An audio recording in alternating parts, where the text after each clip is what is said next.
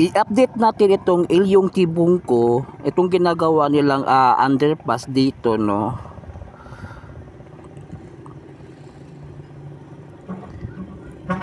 Ito yung ginagawa nila, underpass. At ito yung patungo ng Mudiang.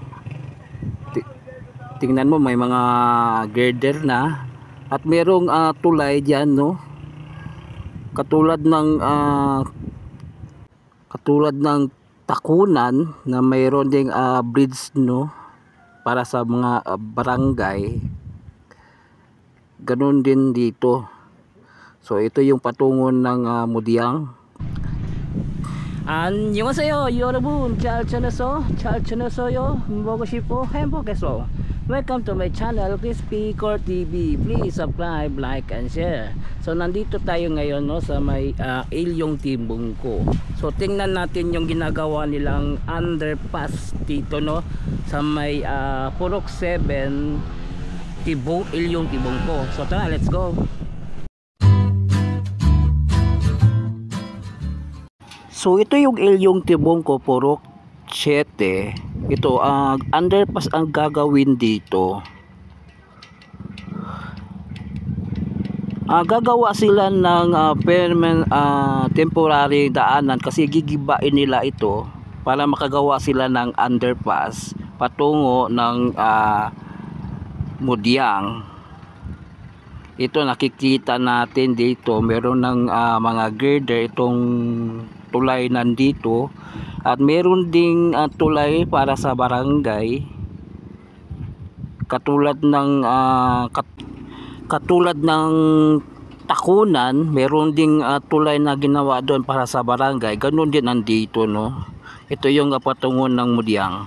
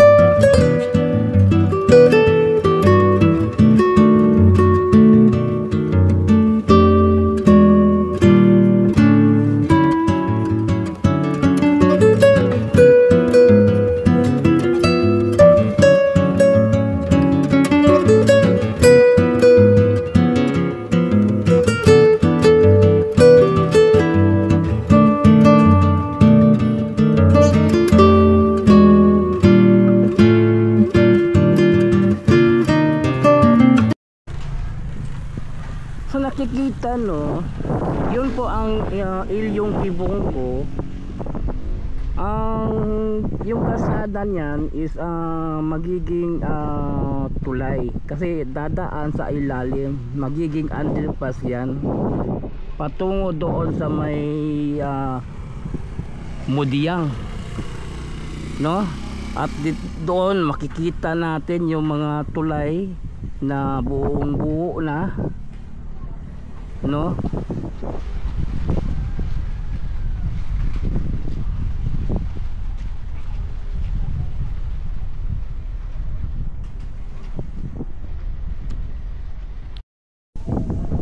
At ang dito naman banda, no, ito yung kasada sinira kasi underpass din ang gagawin dito.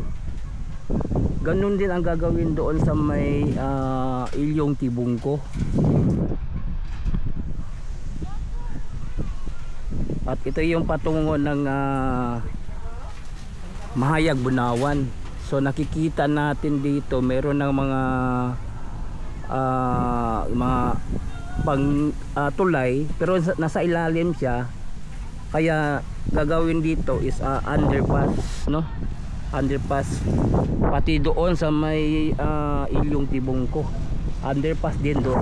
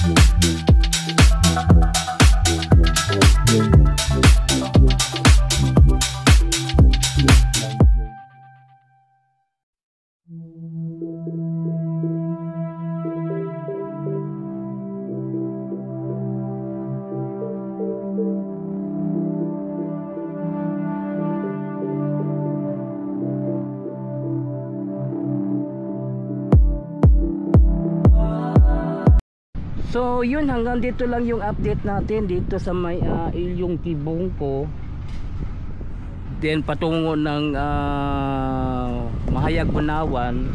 Itong ginagawa nilang underpass dito, no, underpass doon sa Ilyong Tibungko at underpass naman dito. So yun, please subscribe to my channel Chris Picor TV. I-follow po lang ako ang Facebook page Chris Picor FB. So thank you for watching. Kamsahamnida, anyong, and God bless you all. Sarangheyo.